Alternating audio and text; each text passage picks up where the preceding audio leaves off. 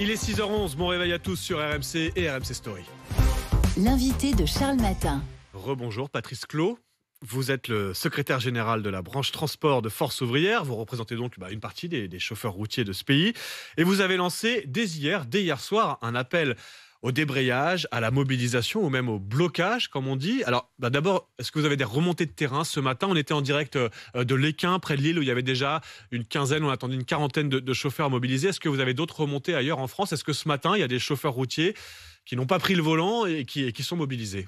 Alors ce matin, il y a déjà il y a des actions au Mans, il y a des actions à Orléans, on en a dans le Jura, ça se met en place tout doucement, tranquillement, mais bon, ça on a l'habitude. Hein. Mais on sent que c'est le début, c'est ça que ça va monter demain, mais vous avez lancé cet appel au débrayage d'hier soir, parce qu'on va le dire aussi, il y a des chauffeurs routiers qui partent parfois pour la semaine ou qui travaillent de nuit, d'où la spécificité de cet appel un peu en avance. Mais alors vous nous dites qu'il y a des actions, des mobilisations, qu'est-ce que ça veut dire un blocage quand on est chauffeur routier? Parce que moi, je suis plutôt jeune, j'ai l'image de 95, des chauffeurs routiers qui bloquent les routes avec leurs camions.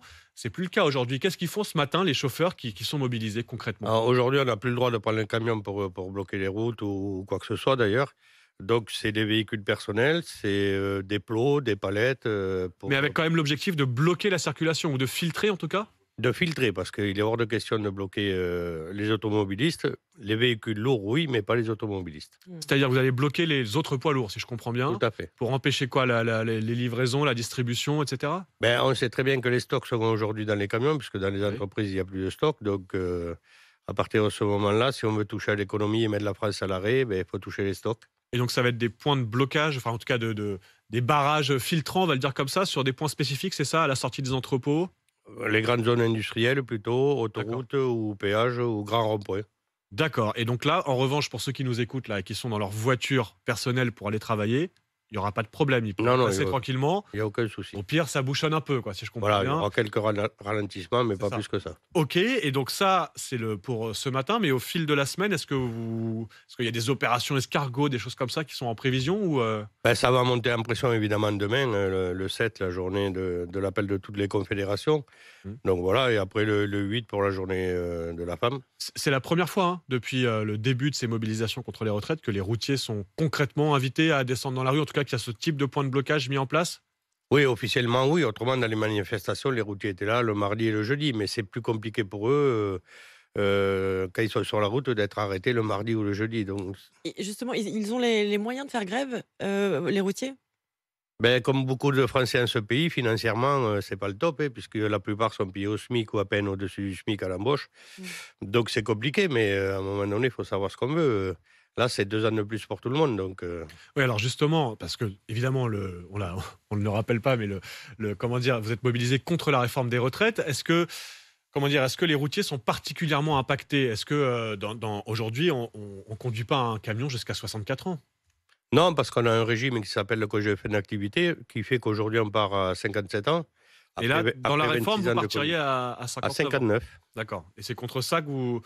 Oui, même si le congé de fin d'activité, le ministre des Transports a dit qu'il le sauvait, on n'a pas de souci là-dessus. Mais bon, ça fait quand même 2 ans de plus et quand on est routier, avec la vie que l'on mène et l'hygiène de vie, ça ne le fait pas. Et justement, vous le savez, les routiers sont très nombreux à écouter RMC de bon matin. C'est le cas de Thierry qui nous appelle de Montpellier dans l'Hérault. Bonjour Thierry. Bonjour, je suis plus à Montpellier déjà. Ah, vous êtes déjà sur la route là, de bon matin. Où est-ce que vous êtes? Oui. Là, je suis à Nîmes. J'ai vachement roulé. Un peu de route de bon matin avec RMC, Thierry. Alors, est-ce que vous faites partie des alors visiblement pas en grève ce matin, pas mobilisé, mais est-ce que dans les jours qui viennent, vous seriez prêt à faire grève, Thierry? Je suis pas contre la grève, je suis pas contre ce qui se passe, ça concerne tout le monde. Moi, si je me retrouve bloqué, je me retrouve bloqué. Moi, j'ai plus confiance aux syndicats depuis 30 ans. J'ai déchiré ma carte. Voilà, les syndicats, ils se sont foutus de nous depuis 30 ans. Voilà, donc avant de s'occuper de la retraite, parce que je vais expliquer à ce monsieur, je me rappelle plus de quelle partie... Patrice Clot, qui est le secrétaire général de la branche transport de Force Ouvrière, qui vous écoute. C'est faux. Donc, je vais lui dire quelque chose. Il vient de parler du CFA, là. Il fait que le CFA, c'est 70% du salaire brut. Salaire brut, c'est-à-dire que pendant 5 ans, le gars, il n'a pas le droit de travailler. Immédiatement après le CFA, il tombe à la retraite. Il tombe à la retraite à l'âge de 60 ans, 57, 62 ans. Hein. Et de 2000 euros ou 1900 euros, ben, il va passer à 1100, 1200 euros. Parce que la retraite, elle est faible chez un comment que ça s'appelle, un chauffeur poids lourd. Bah attendez Thierry, on va laisser Patrice Clos vous répondre sur le CFA et la pension de retraite ensuite des routiers. Ben, le CFA, c'est 70% du salaire brut, ça, c'est une réalité, ou 75% si on le prend à 58 ans. Après, au niveau de la retraite, tout dépend comment on a cotisé. S'il y a la DFS, comme on dit, la déduction fiscale au niveau du salaire, évidemment, le salarié qui cotise moins, à la retraite, il a moins. Autrement, aujourd'hui, on a des retraites quand même entre 1500 et 1800 euros, mais c'est vrai que c'est pas énorme. Je rappelle que les routiers font en moyenne entre 200 et 240 heures par mois. Oui, mais alors justement, Thierry, vous n'êtes pas prêt, vous, à vous mobiliser pour réclamer une meilleure retraite, Thierry? Ah ben, une meilleure retraite... Moi, je pense, hein. Je vais vous dire franchement ce que je pense. Moi, je suis un ancien routier, hein. Je vois les jeunes qui arrivent là. Les jeunes qui arrivent là, on demande je sais pas combien de chauffeurs en France. Les mecs, ils sont à 11,80. Chauffeur 150M, groupe 7. Hautement qualifié. Alors là, on rentre dans des termes techniques, mais 11,80, c'est le taux horaire, hein, c'est ça, Thierry? C'est le taux horaire. Okay. C'est-à-dire que pour faire même, je sais pas, 1800 euros de paye, les mecs sont obligés d'aller jusqu'à 210 heures par mois. Hein, 210 heures par mois, certes oui, le métier il est pénible, vous dormez comme vous l'expliquiez tout à l'heure vers 5 heures, on dort dedans. Certes, avant, nous on n'avait pas les clims, maintenant il y a les clims de nuit, tout le monde ne l'a pas. Certes oui, il y a la pénibilité au niveau des changements d'horaire. Un coup on va être de nuit, un coup on va être de jour, enfin c'est con. Un métier pénible. Vous le dites très bien, oui, Thierry, oui. Et je pense que Patrice Clos partage le constat. Mais alors justement, Thierry, là, si vous croisez sur la route, là, dans les heures ou dans les jours qui viennent, des collègues à vous qui sont sur des ronds-points à la sortie des zones industrielles, des zones d'activité et qui bloquent, vous êtes en solidarité avec eux ou vous ne comprenez pas qu'ils bloquent? Je vais pas leur foncer dessus quand même. Bien sûr que non, Thierry. Mais...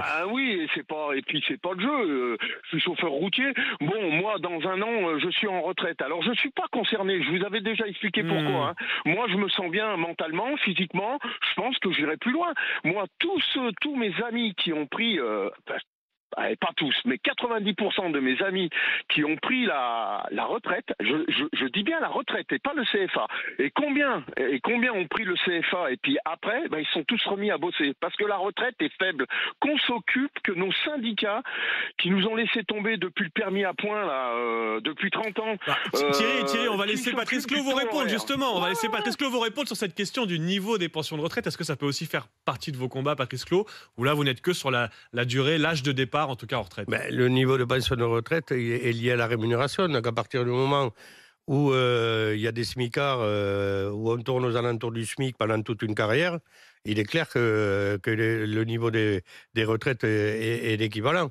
On sait pourquoi, les allègements Fillon qui font qu'aujourd'hui, dans nos professions, on ne va pas au-delà de 1,6 fois le SMIC pour bénéficier des allègements Fillon. Profession qui manque aujourd'hui de main-d'œuvre aussi, on va le rappeler. Oui, ceci explique cela. Il manque 50 000 conducteurs routiers aujourd'hui. Voilà, c'est aussi important de le rappeler. Et donc, je rappelle, Patrice Clos, que vous appelez, on va le dire comme ça, les routiers à bloquer, mais pas complètement à bloquer, à mettre en place des points de barrage filtrants, on va le dire comme ça, ce matin. Alors, il y a quelques mobilisations. Hein. Vous nous avez parlé du Mans, d'Orléans. Il y a Lille aussi, vous nous avez dit dans le Jura.